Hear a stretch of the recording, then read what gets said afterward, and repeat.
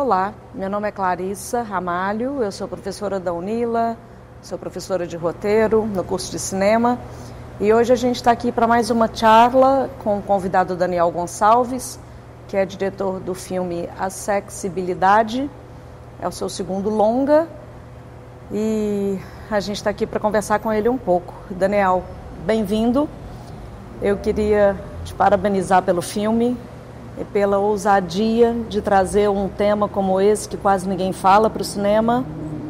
Então, assim, é uma alegria muito grande. Aí eu queria, então, que você se apresentasse o filme e me falasse, assim, da motivação de fazer esse filme. Tá.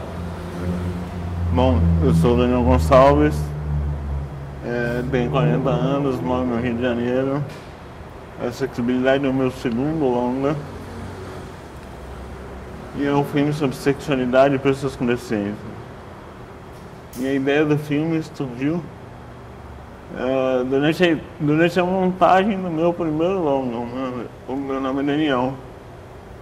No meu nome é Daniel tem uma sequência em que eu falo um pouco sobre as minhas próprias experiências afetivas e sexuais.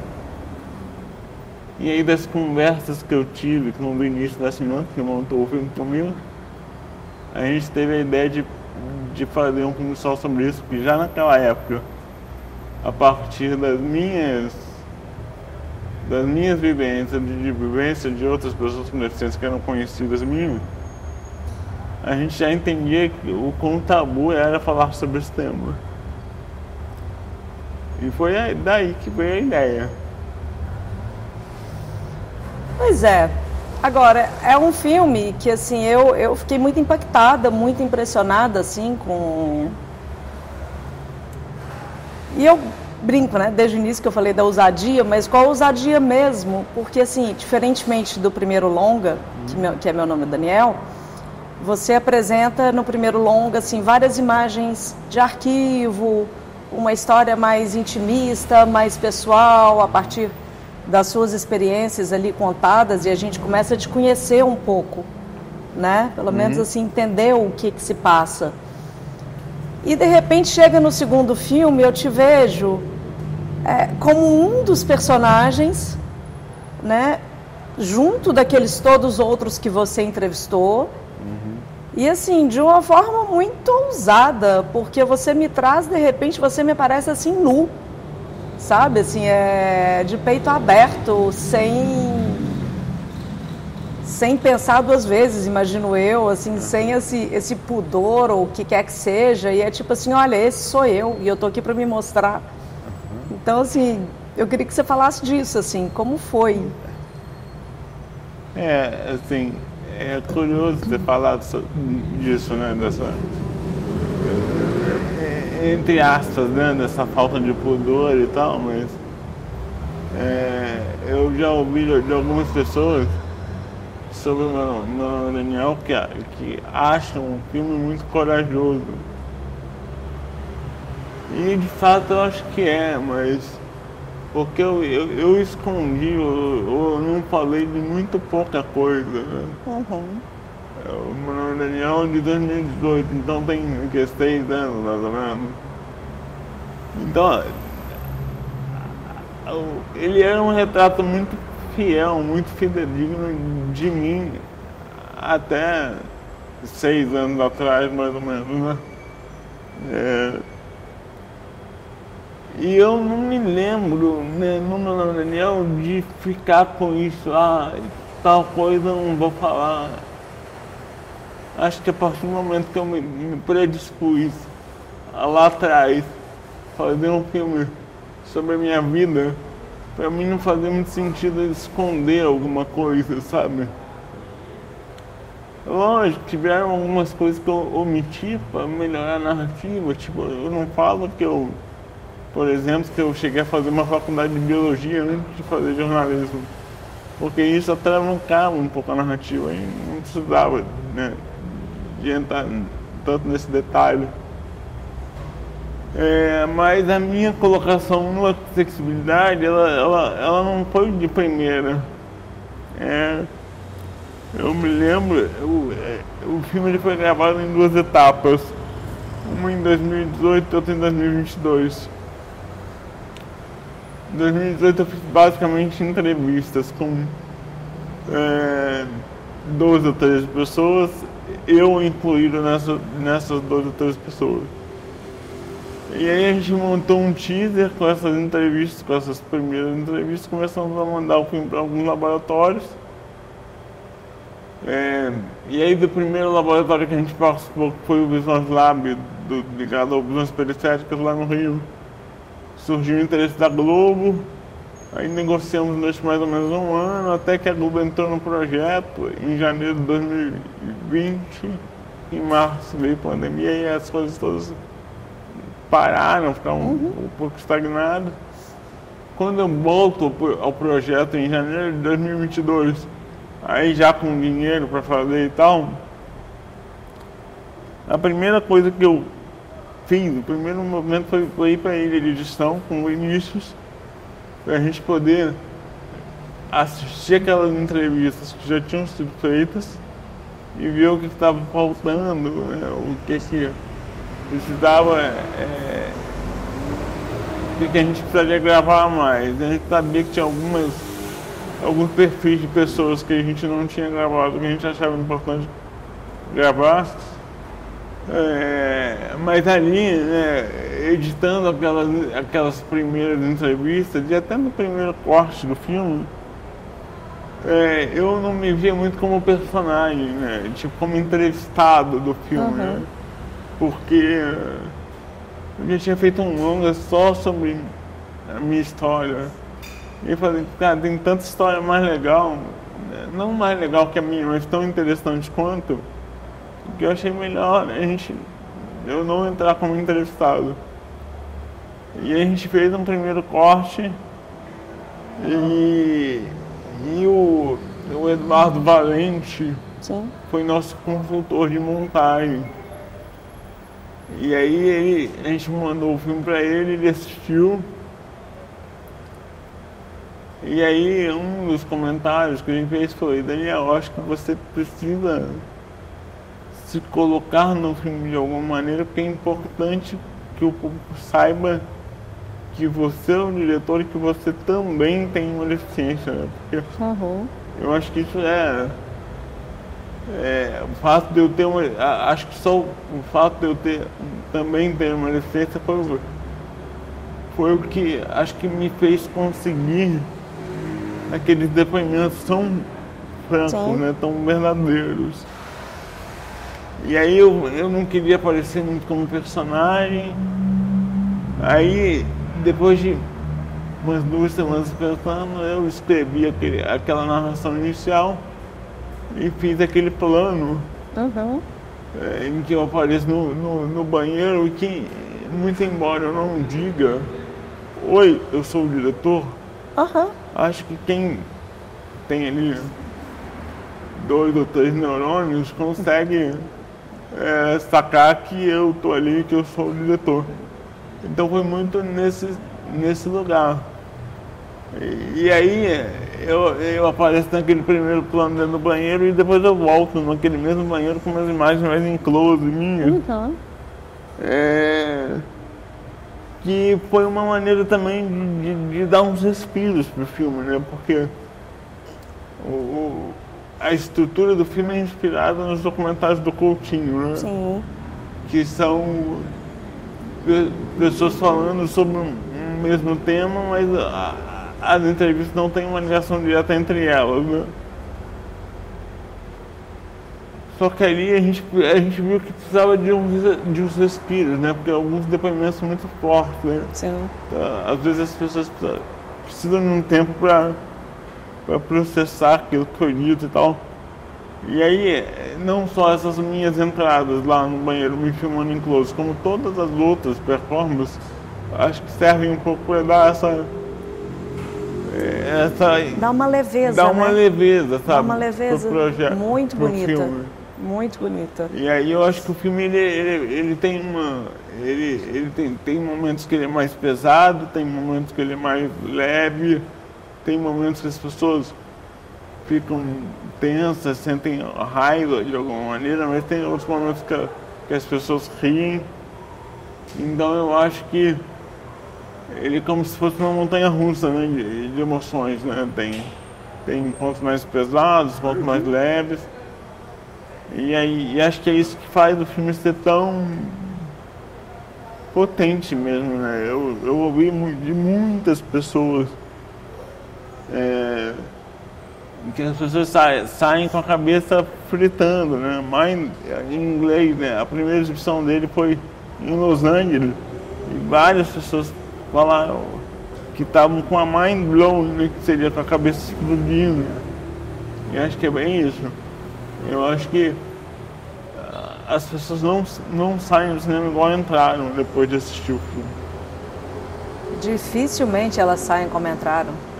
Dificilmente, porque quando eu destaco essa passagem que eu estou te comentando, assim, que eu falei, uau, que ousado, porque você me traz algo assim que não é gratuito, entende? Assim, é de uma forma muito bem pensada, tanto cinematográfica, a gente agarra, exatamente. A gente agarra a palavra, né? Cinematograficamente falando, quanto poeticamente falando, a imagem é belíssima, sabe? Assim, todas as performances são belíssimas. É um momento que parece que você distancia um pouco daquilo que você ouviu o tempo inteiro para de repente mergulhar no universo delas. E quanta coisa não pode surgir desse universo, né? Quanta coisa não vem aí para um outro universo. Do qual, digamos, nós com pessoas sem deficiência, por exemplo, talvez não tenhamos ideia, entendeu? Assim, é uma experiência, né? E na verdade, né, tudo isso é um processo que, né, vem sendo construído, né? Acho que desde o Meu Nome é Daniel. Acho que, embora os dois filmes sejam bem diferentes, mas teve uma coisa que aconteceu durante as gravações do Acessibilidade, que foi uma das últimas entrevistas, foi com o Edu Oliveira, que é um artista de dança de Salvador, o professor da UFBA, um homem com deficiência e tal, e ele lá do meio pro final da entrevista dele, ele me fez uma provocação que até hoje de alguma maneira reverbera em mim. Ele falou, por que nós, pessoas com deficiência, precisamos ficar copiando o que os normativos fazem, né? Por que os enquadramentos têm que ser sempre certinhos, né? Por que a câmera não pode ser um pouco tremida? E aí quando ele falou isso, eu falei, caramba, mesmo sem pensar, de alguma maneira eu já tinha feito isso no Meu Nome é Daniel, né? Quando eu vou sozinho para casa dos meus pais, filmá-los com uma câmera pequena que eu conseguia operar. E ali são as imagens minhas, né? O meu jeito de fazer cinema. E aí no dia que ele fez essa provocação, eu peguei câmera, né? Eu tenho uma das sequências, uma das performances que está no Acessibilidade, que eu filmo. Eu apareço filmando. E aí, logicamente, a minha câmera tem umas perdidas de foco, tem um balançar que é o meu jeito, né? O meu jeito de filmar. E eu acho que se a entrevista dele não tivesse sido uma das últimas, tivesse sido no início do filme, eu teria mudado muito mais coisa. E aí a maneira que eu encontrei de deixar o filme menos normativo, digamos assim, ou de alejar o filme, foi na montagem, né? Então, a gente usa muito jump cut. A gente gravou sempre com duas câmeras, né? E normalmente gravamos com duas câmeras, só quando uma câmera perde foco, ter a outra para cortar, né? Para esconder esse erro, entre aspas. E a gente deixou tudo, né?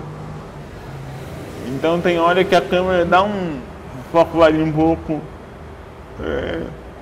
Tem hora que a câmera vai um pouquinho lá, né, para achar o quadro e sobe um pouquinho, desce, aproxima até acertar o quadro. Durante as performances mesmo tem muita quebra de raccord. Uhum. E esse foi o jeito que eu achei de tirar um pouco a normatividade do filme. E eu acho que, lógico que isso ainda é uma coisa que está em construção, né? Claro. Esse cinema deaf, ou esse cinema aleijado, como a gente diz, mas é um processo, né? E acho que o meu processo desse filme foi muito isso, é pegar um filme que era muito normativo na sua essência, né? Os filmes do Coutinho são super, né, bem feitos, meticulosos ali e tal, tem toda uma norma que é ótima, né? E que eu comecei com essa ideia, mas aí no meio eu tive que arrumar um jeito de dar uma distorcida, né? Claro. Porque não era um filme do Coutinho, era um filme meu. Sim. Então, por mais que ainda seja a referência, mas dificilmente você via uma câmera fora de foco num filme do Coutinho. Você não vai encontrar. E no meu tem. Sim. E é bom que tenha, sabe? Porque é a minha maneira de filmar. Então, foi mais ou menos esse o percurso. Que é assim, eu te falo, é uma aula de cinema. Obrigado. É uma aula de cinema. Eu escutei muito você falar, assim, parece que nós deficientes não temos, com esse filme, né? Você traz a questão e dizendo assim, nós não temos, como se a gente não tivesse direito de ter desejo, como se a gente não desejasse ninguém. Sim. Né? Assim, e como que é isso? Isso vem de onde? Isso passa por onde? Como é que a gente entende essas questões, assim, eu né? acho que isso vem de uma ideia, né, que a sociedade tem, né, de que ter uma deficiência é uma coisa ruim, né? É ruim. E aí passamos também por uma coisa, né, daquele ideal socioculturalmente construído de uma coisa que é padrão, de uma coisa que é normal, em tudo que foge daquele padrão que hoje, né, a gente sabe que o padrão ele só é, entre aspas, né, branco, cis e heteronormativo, porque é o branco, cis e heteronormativo que detém o capital, né? E aí, como detentor de capital, ele consegue impor que ele é o correto, ou que ele é o padrão, embora ele não seja a maioria da população brasileira, por exemplo, né? A maioria da população brasileira é negra ou parda. Então, vem um pouco disso, né? E aí, se a gente pensa, né, que existe esse padrão de ser branco, hétero, cis, normativo, sem deficiência, tudo que foge disso é considerado estranho. E ainda tem uma outra coisa, né, que a gente durante muito tempo foi esquecido, foi invisibilizado. Né? As pessoas com deficiência ainda hoje têm muita dificuldade de acessar os lugares, né? Você ainda vê muito poucas pessoas com deficiência andando na rua fazendo as coisas. E aí tem toda uma coisa, né? Fulano é um anjo, né? É um anjo azul. E aí anjo não tem desejo. Anjo é um ser assexuado. Quem falou, né? E aí vem muito desse lugar, sabe? Lógico que eu sei que existem pessoas com deficiência que são assexuais, né? Que não têm desejo nenhum, mas a gente não pode usar essa exceção para confirmar a regra que é o que todo mundo acha que ninguém, né? Que nenhuma pessoa com deficiência pode ter desejo, pode ser desejado. Então, acho que vem muito desse lugar, né? Das pessoas acharem que ter uma deficiência é uma coisa ruim, de toda essa coisa de infantilização. É uma série de coisas, né? E que aí, quando a gente pega e fala, né? Oi, olha, aqui, a gente transa, a gente pode, a gente quer. Acho que vem muito aquela fala do Pedro, né? Que é o personagem com síndrome de Down, que ele fala que a gente quer ter uma vida plena na vida profissional, na vida amorosa. E ele fala, deixa seus filhos crescerem. E é muito isso, sabe? Tem muita pessoa com deficiência que tem os direitos de saúde sexual tolhidos pela própria família, né? Que não acredita que aquela pessoa pode e quer ter algum desejo, quer transar, etc. Eu acho que tudo isso que eu rebato no filme vem desse lugar. De que o senso comum acha que a gente não tem desejos, quando na verdade tem, como qualquer pessoa. Daniel, obrigada pela sua presença aqui com a gente nessa charla, obrigada por ter vindo à Unila, obrigada por estar participando do Cineclube Latino, é uma honra ter você aqui com a gente. E vocês podem assistir essa charla pelo canal do YouTube e agradeço a todo mundo por estar aqui presente com a gente.